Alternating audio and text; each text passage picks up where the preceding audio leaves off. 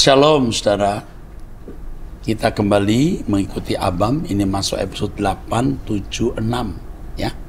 Saya didampingi oleh Bapak Pendeta Dr. Andris yang akan membacakan pertanyaan-pertanyaan dan turut mendiskusikan pertanyaan-pertanyaan ini. Mari Pak Andris membacakan, silakan. Baik Pak, pertanyaan dari perempuan 49 tahun, Pekanbaru, sudah menikah, memiliki 4 anak. Saya mau sharing Pak mengenai masalah saya. Saya dan suami yang sekarang umurnya 57 tahun. Kalau kami bicara mulanya biasa saja, tapi lama-lama bisa jadi berantem Pak. Suami merasa saya selalu salah. Apapun yang saya lakukan, apalagi urusan menasihati anak, suami saya selalu tidak setuju. Saya sudah menjelaskan sekarang anak-anak sudah dewasa dan mereka tidak bisa dinasihati dengan suara yang keras, melainkan dengan pendekatan. Oh ya Pak, kami orang Batak, jadi kalau bicara selalu nada keras. Sampai suami sering mengatakan menyesal menikah dengan saya. Kalau bisa dia putar waktu, dia tidak akan pernah memilih saya. Setiap dia marah selalu bicara begitu, membuat saya merasa sakit Pak. Saya sering mendengarkan Abam di YouTube Pak, dan saya terberkati dengan banyaknya kesaksian dan penjelasan dari Bapak. Dari Bapak saya juga belajar untuk diam. Walau saya bukan jemaat GSKI, tapi khotbah dan lagu-lagu Bapak sering saya putar. Oke, sebentar. Ini usia 57 tahun ya pria ya? Iya, betul. Lebih tua 8 tahun. Mestinya pria usia mendekati 60 tahun sudah tua ya. Ini masih kekanak-kanakan. Jiwanya belum utuh, belum lengkap. Dia lebih muda karakternya daripada usianya. Pantang mengucapkan kalimat, kalau waktu boleh diputar, saya tidak nikah dengan kamu. Ini perkataan yang sangat melukai. Dan perkataan orang yang kekanak-kanakan. Sebab mungkin sebelum menikah dia akan berkata, kalau waktu boleh berjalan cepat, aku ingin pada akhirnya kita berdua masuk kubur.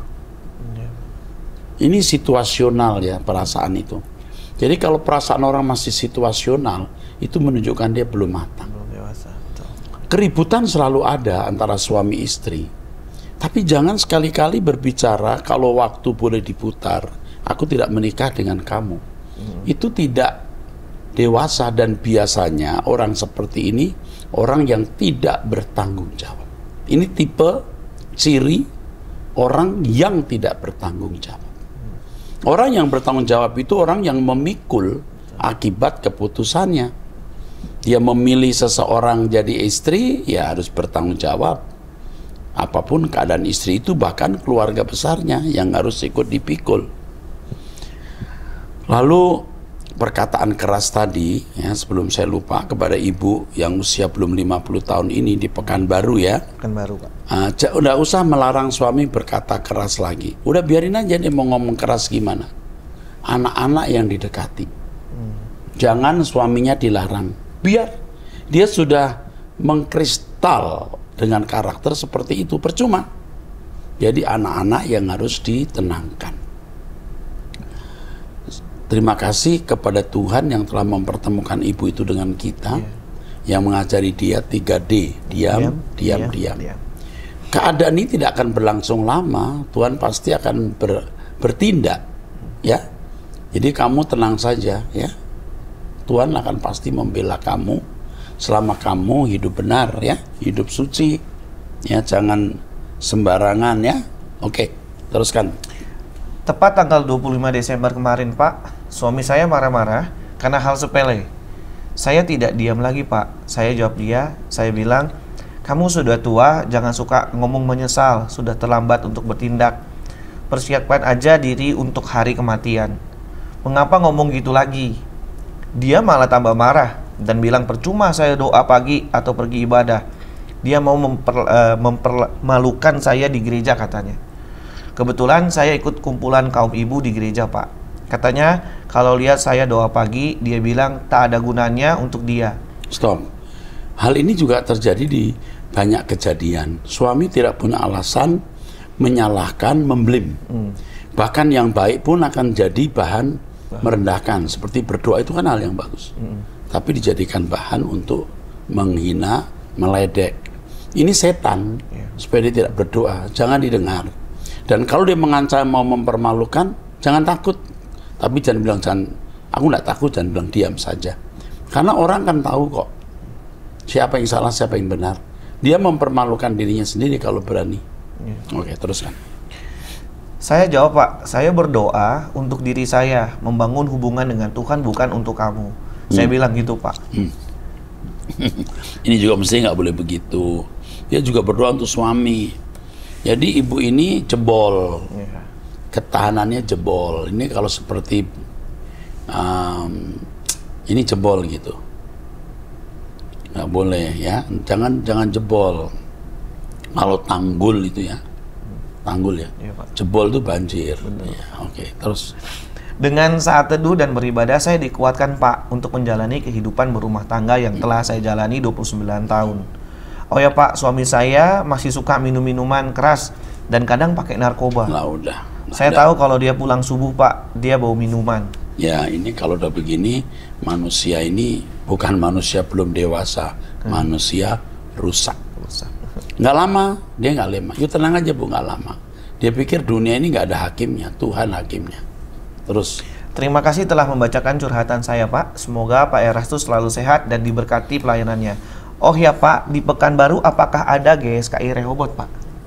Belum ada ya. Doakan, Pak. Ada ya, tapi saya lupa alamatnya. Agar coba saya kalau ada diberitahu ya. Dihubungi ada. Kalau nanti beritahu saya dulu deh. Ya. Kalau belum ada, ikuti saja Truth ID. Nggak apa-apa dari jauh. Ya, it's okay. Kami senang menerima curhatan ini. Dan bila butuh bantuan kami, hubungilah kami. Terus. Selanjutnya, Pak, dari perempuan 58 tahun menikah di Palembang. Saya seorang Muslim. Diam-diam saya memeluk agama Kristen. Sekarang saya merasa bingung karena tidak bisa melaksanakan ibadah dengan tenang. Saya menjalankan sholat 5 waktu, tetapi saya menyebut nama Yesus dalam doa-doa saya. Namun saya merasa tidak mendapatkan kedamaian dan merasa sangat munafik. Saya ingin berbicara dengan suami, tetapi masih belum memiliki keberanian. Saat ini saya benar-benar merasa gelisah. Mohon bantuan dan doanya. Terima kasih, semoga Tuhan Yesus memberkati. Iya, Pak. Nggak apa-apa. Sementara sholat kamu menyembah Tuhan Yesus, tapi tidak boleh terus-menerus. Harus mulai berhenti dan menjalankan hidup seperti yang Yesus jalani. Ini harus dihubungi. Ini khusus harus dihubungi Bu Esther nih. Ini harus segera, ya. Ini harus segera yang ini. Kalau bisa hari ini juga ya. Kita bimbing, kita tuntun, kita lindungi, ya. Luar biasa. Wow, ini wow benar ya. Tuhan memberkati. Pasti ini orang yang punya pewahyuan khusus dengan nurani yang sangat baik. We love you, Bu. Kita akan mendampingi Ibu. Oke, teruskan. Selanjutnya laki-laki 47 tahun menikah di Jawa Barat. Shalom Bapak Eras yang terkasih. Apakah Tuhan Yesus adalah satu-satunya jalan keselamatan atau tiket ke surga? Saya pernah mendengar pernyataan bahwa orang baik yang dihakimi berdasarkan nurani bisa masuk ke dalam masyarakat surga. Menurut saya, jika ada jalan lain menuju surga selain dari kepercayaan pada pengorbanannya dalam iman dan perbuatan tentunya, mengapa Tuhan Yesus perlu repot-repot menderita sedemikian hebat? Dari sudut pandang Tuhan, garis miring Elohim Yahweh, rasanya tidak adil sama sekali. Ini terasa melecehkan dan tidak menghormati, bahkan jika mungkin masih bisa dapat diterima secara manusiawi karena kasihan, iba, dan lain-lain. Jika saya percaya bahwa ada jalan keselamatan lain, rasanya itu dosa besar terhadap Tuhan Yesus. Terima kasih. Ini Anda pasti tidak mendengar lengkap kebenaran. Yang pertama, Yesus mati untuk semua orang. Kalau Yesus tidak mati untuk semua orang, tidak ada pengadilan sama sekali. Baik orang yang mendengar Injil maupun tidak mendengar Injil, semua pasti masuk neraka. Karena memang tidak ada Injil juga. Yang kedua, pasti Anda tidak memperhatikan bahwa tidak semua orang menjadi umat pilihan. Orang yang hidup di perjanjian lama Itu orang-orang yang semua masuk neraka. Misalnya ada 7.000 orang yang tidak ikut menyembah berhala pada zaman Elia. Itu keberanian yang luar biasa untuk tetap setia kepada Elohim Yahweh. Apakah masuk neraka tanpa menjadi orang Kristen kan? Mereka masih bisa masuk surga. Juga orang-orang baik di pedalaman Tibet, Cina, manapun juga. Karena tidak ada pernyataan orang dihakimi menurut iman, tapi menurut perbuatan. Dan Yesus mati untuk mereka. Jadi yang pertama, Yesus mati untuk semua orang. Dua, tidak semua orang dipilih jadi umat pilihan. Yang kedua, pasti Anda tidak tahu pengertian keselamatan. Keselamatan bagi umat pilihan itu must be perfect. Harus sempurna seperti Yesus. Bukan hanya jadi baik. Kalau jadi baik, tidak usah jadi Kristen. Yesus tidak perlu datang ke dunia juga. Karena orang-orang Yahudi juga banyak orang yang baik. Bahkan Paulus pun pernah menyatakan bahwa dia tidak bercacat. Boleh dibuktikan katanya, aku tidak bercacat. Tapi tanpa Kristus sia-sia. Jadi Yesus mati untuk semua orang. Tidak semua orang jadi umat pilihan. Yang bukan umat pilihan akan dihakimi menurut perbuatan. Bagi orang yang mengenal Allah harus mengasihi dengan segenap hati, jiwa, kalbu, budi, kekuatan. Tapi bagi orang yang tidak mengenal Allah, sesamamu manusia kau kasih seperti dirimu sendiri. Yang ketiga, bagi orang Kristen itu selamat bukan hanya masuk surga, tapi menjadi anggota keluarga kerajaan Allah, dimuliakan bersama Yesus. Harus sempurna. Nah, ini yang harus dipahami dengan benar. Jelas nggak? Ya Pak, jelas. Oke, teruskan. Selanjutnya ini dari Kamboja, seorang ibu berusia 34 tahun. Shalom Pak Era, saya seorang ibu berusia 34 tahun dengan 2 orang putri. Izinkan saya untuk berbagi sedikit kesaksian Pak. Sebelumnya saya dan suami tidak beragama Kristen. Kami memutuskan untuk berpindah keyakinan atas keinginan sendiri dan memiliki kesaksian masing-masing. Saat masih berada dalam agama sebelumnya, kehidupan rumah tangga saya selalu diuji oleh cobaan yang tidak berhenti. Semuanya terjadi karena perlakuan suami saya. Kami menikah muda. Saya berusia 24 tahun, sedangkan suami berusia 23 tahun. Awal pernikahan kami diwarnai oleh kekerasan dalam rumah tangga. Saya menyadari jika saya keras kepala dan memiliki sikap melawan, sementara suami saya cenderung emosional. Kami sering bertengkar terkait masalah ekonomi. Kemudian setelah suami saya naik jabatan dan memiliki uang, muncul orang ketiga dalam hubungan kami. Suami saya suka berganti pasangan, bahkan ini sudah dimulai sejak kami berpacaran. Akhirnya suami saya memutuskan untuk pindah ke agama Kristen setelah melihat gaya hidup damai orang Kristen di kantornya, dan dia mencari tahu lebih banyak tentang kekristenan dan Tuhan. Pada saat itu saya bertahan dalam agama saya sendiri. Namun setelah menonton film tentang Tuhan Yesus yang menyelamatkan seorang perempuan yang dilempari batu karena perzinahan, saya terguncang. Saya teringat masa lalu saya sebagai seorang pelacur. Saat itu saya mulai ragu dan akhirnya memutuskan untuk melakukan sholat tahajud. Setelah berdoa, saya bermimpi dibawa terbang ke langit dengan pesawat yang tidak seperti pesawat pada umumnya. Saya melihat sekelompok orang menari dan menyanyi, dan saya dibawa oleh seseorang berjubah hitam untuk melihat orang-orang yang dilempar dari pesawat itu. Pria itu berkata, "Jika kamu bisa bertahan, kamu akan tetap di atas. Tetapi jika tidak, kamu akan dilempar ke bawah seperti mereka." Setelah itu saya turun dan melihat orang-orang menderita, tapi tidak ada yang mati. Saya terbangun mencari tahu dan kaget mengetahui bahwa pria berjubah hitam itu adalah seorang pastor. Saya terkejut dan akhirnya memutuskan untuk mengikuti suami saya dan dibaptis karena melihat perubahan dalam hidupnya setelah menjadi Kristen. Pada saat itu anak kami masih berusia 1 tahun, dan setelah saya bertobat kami diberkati dengan anak kedua. Suami saya kemudian memutuskan untuk mengejar pendidikan teologi. Saat ini sedang menempuh S2 dan memberikan banyak khotbah di gereja-gereja. Sekarang saya berada jauh dari anak dan suami. Suami saya S2 sekolah teologi ya? Sekolah teologi, Pak. Oke, terus. Sekarang saya berada jauh dari anak dan suami saya karena bekerja di luar negeri dengan kontrak selama 2 tahun karena terlilit hutang. Saya menggunakan banyak uang simpanan suami untuk membuka usaha makanan, tetapi sayangnya usaha itu bangkrut. Saya tidak pernah menceritakan banyak hal kepada suami saya, termasuk masa lalu saya sebelum menikah dengannya, bahwa saya pernah menjadi wanita bayaran. Saya tutupi ini karena saya yakin jika saya memberitahu, dia mungkin tidak mau menikahi saya. Padahal dia sendiri yang pertama kali mengambil keperawanan saya. Saya diam selama 10 tahun pernikahan kami. Tetapi akhirnya saya jujur dengan suami saya sekarang, berharap dia bisa menerima saya karena dia sudah memahami ajaran Alkitab tentang pengampunan. Kenyataannya, suami saya tidak menerima dan merasa ditipu. Kami memiliki pertengkaran besar, bahkan dia memanggil saya cur ketika marah. Suami saya menganggap kesabaran yang saya miliki karena saya dulu seorang pelacur adalah pemakluman terhadap masa lalunya yang suka berganti pasangan. Saya hanya bisa diam.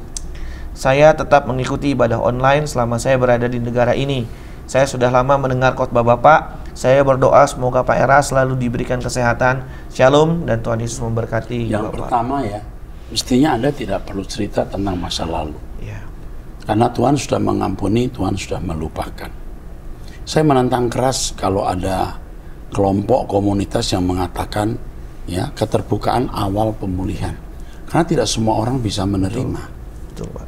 Dan kalau Tuhan sudah menutup dan mengampuni, siapa yang berhak membuka? Itu benar-benar konyol. Ya. Benar-benar konyol, bukan ajaran Alkitab. Karena Allah mengampuni, Allah melupakan. Loh, kok masih mau diingat-ingat? Akhirnya seperti hal ini terjadi. Ini bukan satu kali loh. Kita sudah mendengar banyak, atau bisa dikatakan kerap kali, ya. Tapi kondisi sudah terjadi begini ya. Saya melihat suamimu tidak dewasa. Kamu sudah bekerja di luar negeri. Jadi uang suami yang dipakai untuk jualan dagang di luar negeri habis ya. Bangkrut, Pak. Harus diberitahu. Itu harus diberitahu. Ibu akan tertekan. You harus beritahu itu. Lalu sekarang yang kamu lakukan hanya diam saja. Karena kondisi sudah parah. Suamimu juga belum bertobat sungguh-sungguh. Kalau bisa berganti, gonta-ganti pasangan. Kamu lebih baik dari dia. Kamu jadi pelacur masa lalu. Dia menjadi pelacur masa kini. Ya. Dia melacur diri masa kini. Dia bisa masuk neraka loh. Jadi pengalaman masa lalu kamu menjadi pembenaran dia melakukan kesalahan itu jahat sekali. Dia melawan Tuhan. Dia melawan Tuhan. Dia ngeledek Tuhan sebenarnya itu. Dia boleh mengapa saya nggak boleh? Ya silakan deh. Sampai kapan kamu berani buat begitu? Lalu dibiarkan Tuhan. Yang kamu lakukan ya, kamu berdoa saja. Diam mencari Tuhan. Ikuti Truth ID. Berkemas-kemas pulang ke surga. Hidup ini singkat, life so very short and tragic. Hidup ini singkat dan tragis. Udah ikut saja ya jalan ini, our passage. Jalan ini, our passage. Jalan ini. Jalan Truth ID ini. Yang mengajarkan langit baru, bumi baru, kesucian dan hidup bertanggung jawab. Oke? Teruskan, kami masih bersamamu dan akan tetap bersamamu. Kami jadi keluargamu dan mendampingimu. Teruskan. Selanjutnya perempuan 34 tahun belum menikah di Tangerang. Shalom Pak Erastus dan tim Abam. Saya terus berdoa Bapak selalu sehat, selalu dalam lindungan Allah Bapa di tengah maraknya isu-isu yang tidak benar yang meluas di masyarakat. Walaupun yang dikatakan di luar sana, saya tetap percaya Pak Eras adalah satu-satunya bukti nyata bahwa Tuhan Yesus hidup dalam diri Pak Eras. Selama saya hidup, saya belum pernah menemui seorang hamba Tuhan yang hidupnya benar-benar mencerminkan pribadi Tuhan Yesus selain Pak Eras. Jadi jangan menyerah ya Pak. Dalam hati saya berkata, bahkan kalau memang ajaran Tritunggal yang Bapak ajarkan salah, saya tetap percaya Pak Eras hidup dalam jalan yang benar, jalan Tuhan Yesus. Oke, terima kasih. Ini benar-benar memberikan kita kekuatan, penghiburan. Apa yang saya ajarkan itu Alkitabiah. Kata Tritunggal, Trinitas juga tidak ada di Alkitab. Dan ajaran itu juga memang tidak diajarkan Alkitab. Yang benar itu monoteisme, Allah itu esa. Yesus itu anak Allah. Memang juga Allah, tapi bukan Allah Bapa. Jadi benar. Jangan menggunakan istilah yang tidak ada di Alkitab. Jangan mengajarkan apa yang tidak di Alkitab.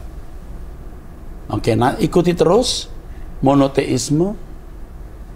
Ya, hari Sabtu, ya. tanggal berapa besok ya? Tanggal 6. Ini akan rilis setelah tanggal 6 kali ya. Jadi tanggal 6 Januari itu ada seri 2 dari monoteisme. Anda bisa dengar. Oke, teruskan. Meskipun saya pun tetap percaya tidak mungkin Pak Eras mengajarkan kesesatan. Tidak mungkin.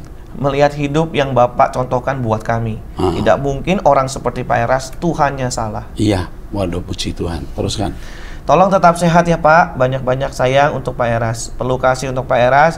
Saya selalu ikut marah kalau ada orang yang nulis Abam hanya untuk membuli Bapak.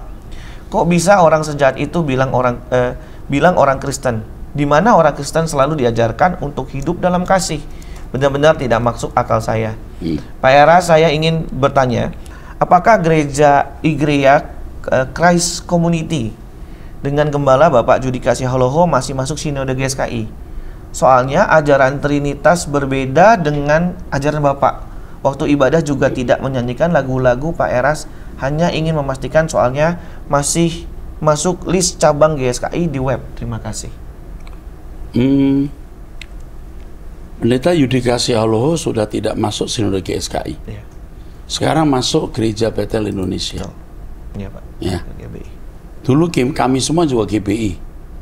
Kita pindah, kita bikin acara membuat sinode baru, dan beliau salah satu dari pendeta GSKI, bahkan pengurus pusat. Tapi sekarang beliau sudah pindah kembali ke GBI.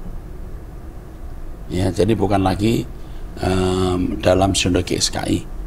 Jadi kalau webnya masih, ya itu yang saya tidak tahu kenapa. Udah di delete ya. Oke. Oke. Saya kira itu saja ya. Oke, teruskan. Baik, selanjutnya perempuan 26 tahun belum nikah di Bandung. Salam hormat buat Pak Eras yang terkasih. Saya punya pertanyaan yang mau saya sampaikan. Saya punya pacar seorang pendeta. Sikapnya aneh dan gak jelas. Contohnya, dia seperti gak suka saya tanya dia kemana, sama siapa, lagi apa, dan lain-lain. Nah, udah. Jangan teruskan pacaran dengan orang seperti ini. Pasti sudah enggak. Ini pendeta lagi. Iya Pak. Orang kalau berjalan dalam terang itu pasti tidak malu apa yang dia lakukan. Kecuali memang konseling. Apa tadi ngomong apa, konseling itu pribadi. Tapi mau dari mana ke mana? Lah, kalau sampai tidak mau dijawab, iya umum ini. oh ini sakit. Kamu ketemu sakit, kamu jangan lihat pendetanya, dia manusia sakit. Umurnya berapa ya Pak pacarnya ya? Ini masih 26 tahun kan wanita ini. Iya Pak. Jangan teruskan. Jangan teruskan menikah dengan orang sakit. Oke, teruskan. Terus ada satu hal aneh lain di mana ketika kami bertemu dia seperti porotin uang saya. Contohnya buat makan saya yang bayar semua. Dia beli makanan banyak buat dia dan keluarganya. Udah dah. Ini sakit. Dia sakit. Kamu kalau masih kumpul sama dia, celaka kamu. Iya. Celaka. Ini manusia yang mengerikan ini. Teruskan. Terus sebelum dia datang, dia juga minta uang buat beli tiket, kereta, dan juga hotel. Hal aneh lainnya yaitu tiap hari dia minta uang transportasi dengan alasan pelayanan konseling. Serta menyuruh saya pinjam uang ke pinjol buat kehidupan dia sehari-hari. Ya ampun. Jadi saya sudah habis uang sekitar puluhan juta dan jadi miskin sekarang. Lalu dia ketahuan selingkuh dengan banyak cewek ABG. Betul kan? Sebelum kita. Bapak Ibu saudara-saudara, ini belum saya baca. Jadi ketika pendeta Andris membacakan itu baru saya tahu. Jadi belakangan tadi, bener. Saya nggak tahu. Saya udah bilang ini sakit. Ini manusia rusak, betul nggak? Betul Pak. Benar rusak kan. Oke, teruskan. Lucunya di depan cewek-cewek itu dia nggak akuin saya sebagai pacar. Walah. Katanya kita masih dalam tahap PDKT, tapi dia udah banyak ambil uang saya. Kami juga sering ciuman dan seks. Pertanyaan. Kamu jadi mesin ini, mesin seksnya. Iya, penguasa seret ya. Iya, jadi ATM seksnya dan ATM uangnya. Ini mah bukan pendeta ya, ini mah bukan hamba Tuhan, ini mah asli hamba setan. Pasti ini orang bukan hamba Tuhan. Terus. Pertanyaan saya, apa benar saya lakukan hal ini? Aduh, kasihan ya. Karena dalam hati saya berontak dan berkata, dia nggak cinta you, dia hanya manfaatin dan porotin uangmu. Apa yang harus saya lakukan sekarang, Pak? Perlu lapor polisi kah, Pak? Biar dia rasakan situasi di penjara. Apa harus putusin cowok begitu? Status pendeta tapi kok sikapnya kayak rampok. Kenapa dia begitu ya? Terima kasih Tuhan. Saya mau beritahu ya, nggak usah lapor polisi. Tolong suruh adik aja, ibu itu ya, Pak Dek. Suruh telepon dia, putusin. Hari ini juga putusin. Kasihan. Sebelum dia dirampok lebih banyak. Wow. Oke, teruskan. Dia suruh cari pinjol lagi. Iya. Wah, gila kan? Sekarang udah miskin. Padahal kita padahal kita paling larang jangan pinjol ya. Kok malah suruh pinjol. Terus Selanjutnya laki-laki 25 tahun belum nikah, Kalsel, Kalimantan Selatan. Bertanya, bagaimana supaya saya bisa bebas dari judi online, seks bebas dan pacaran beda agama? Terima kasih Tuhan Yesus memberkati. kamu nih ya, usia 25 tahun, kamu benar-benar lagi digiring ke neraka, nak. Benar-benar kamu digiring ke neraka. Tolong dilayani pribadi deh. Ini nggak bisa dinasihati cuman segini. Iya, Pak. Ini yang begini banyak sebenarnya. Iya, Pak. Kamu sendiri yang harus melepaskan diri. Kamu nggak bisa. Gimana ya, Pak? Lah, kamu yang harus keluar dari keadaan ini. Kamu berdoa pagi tiap hari, punya doa pribadi setiap hari, ikut kami di Truth ID. Ya, jangan nonton film atau tontonan yang membangkitkan gairah seks. Kamu ngerti nggak, dosa itu pasti gandeng-gandengan. Kalau sudah seks, gila hormat, nanti duit, nanti macam-macam. Nanti beranak pinak. Sampai kamu nggak mampu lagi memikul. Lalu kamu nggak bisa keluar lagi. Ya, ini mesti dilayani pribadi nih. Ya. Tapi kepada yang lain ikuti nasihat saya tadi. Doa pagi, doa pribadi, dengarkan khotbah saya terus ya. Oke, ini ada pertanyaan panjang banget nih. Dari bapak yang usia berapa ini? 55 tahun menikah. Ini panjang ya. Ini pertama dia minta file. logos dan corpus delicti dalam bentuk PDF. Buku-buku Bapak. Ya, kasih aja. Ya. Kalau logos belum jadi corpus delicti ya. Pak Erastus, pendeta mutiara yang tak ternilai, nilainya triliunan ya. Ini kebenaran yang telah diterima dari Truth ID. Terima kasih untuk pujiannya. Mohon dikirimi bacaan file-file biar mimpi makan remah-remah. Oh, dia mimpi makan remah-remah saya gitu. Oke, Bu apa? Kami akan bantu. Ini mesti dilayani. Saya download gagal terus. Tolong Pak, dikirimi buku saya soal apa itu? Corpus delicti ya. Corpus delicti Pak. Ini serius nih. Saya yakin 100% kebenaran sejati ya. Karena saya nyaris mati 3 kali berkat Truth ID. Seakan sudah mati dihidupkan. Wah, luar biasa ini. Betul, ini kesaksian yang tulus. Dan setelah mengenal Truth ID dan namanya Pak Eras, ya, saya dipulihkan kembali ya. Almarhum ayah saya memiliki cita-cita, kami 6 bersaudara sebelumnya memiliki agama seberang. Orang tua kejawen kebatinan. Ayah mengatakan, aku nanti kalau punya anak-anak biar jadi orang Kristen. Walaupun dia kejawen bapaknya. Ayah saya juga Kristen kejawen. Oke. Tapi luar biasa, hari tuanya setia sekali sama Tuhan. Bahkan sebelum meninggal ayah saya pesan, nanti kalau aku meninggal jangan lupa bantu gereja pembangunan itu. Belum meninggal, pesannya itu. Hebat ya. Pas SD ayah kakak adik saya menjadi Kristen. Dikasih penglihatan mati 3 kali, dikubur 3 kali. Pak. Jadi dia angka 3 semua nih Pak. Oh gitu ya, mati 3 kali, kubur 3 kali, hidup 3 kali. Ini penglihatan saat koma selama 3 bulan. 3 bulan. Wah, ini pengalaman luar biasa ya. Ingat pengajaran tentang monster harus dimatikan. Paralel dengan Efesus 4:22. Harus menanggalkan manusia lama. Oke, dia menyinggung soal 3 kali nih, Yesus bangkit 3 kali, Petrus menyangkal 3 kali. Terus di pertanyaan Abam, Bapak berkata 3 itu artinya genap. Iya benar, genap. Nah, jadi dia angka 3 genap banyak disebut di Alkitab. Terus di situ dia dikenalkan dengan Truth ID. Oh, dari itu dia Elohim kenal Truth ID Bapak ini ya. Kalau orang-orang menganggap sesat dan Truth ID adalah apa ini? Kalau orang sesat, Truth ID adalah kebenaran di penghujung zaman. Itu membuktikan kebenaran Truth ID. Terus Pak Erastus, dia ya benar-benar dari ya. Dibaca. Pak Erastus adalah benar-benar dari Elohim Yahweh. Saya tidak kenal GSKI dan Bapak Erastus Sabdono. Mudah-mudahan saya bisa ketemu Bapak Erastus Sabdono dan juga penglihatan-penglihatan yang dari Tuhan dapat tersingkap dari Bapak Erastus Sabdono atau Truth ID. Gitu, Pak. Ada beberapa kesaksian yang dia juga sampaikan ini, Pak. Usia berapa itu tadi? Dia usianya 55 tahun, Pak. Pada banyak pengalaman ya. Iya, Pak. Banyak penglihatan, Pak, yang dia alami.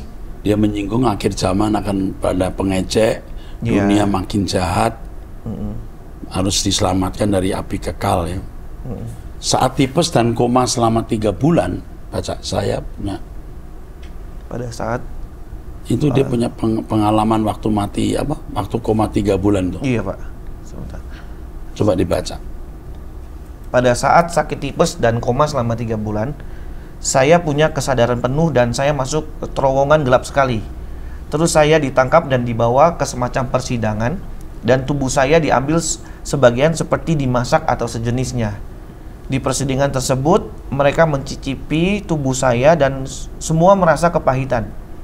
Terus pemimpinnya ngomong, ini kamu sudah sebetulnya ada apanya?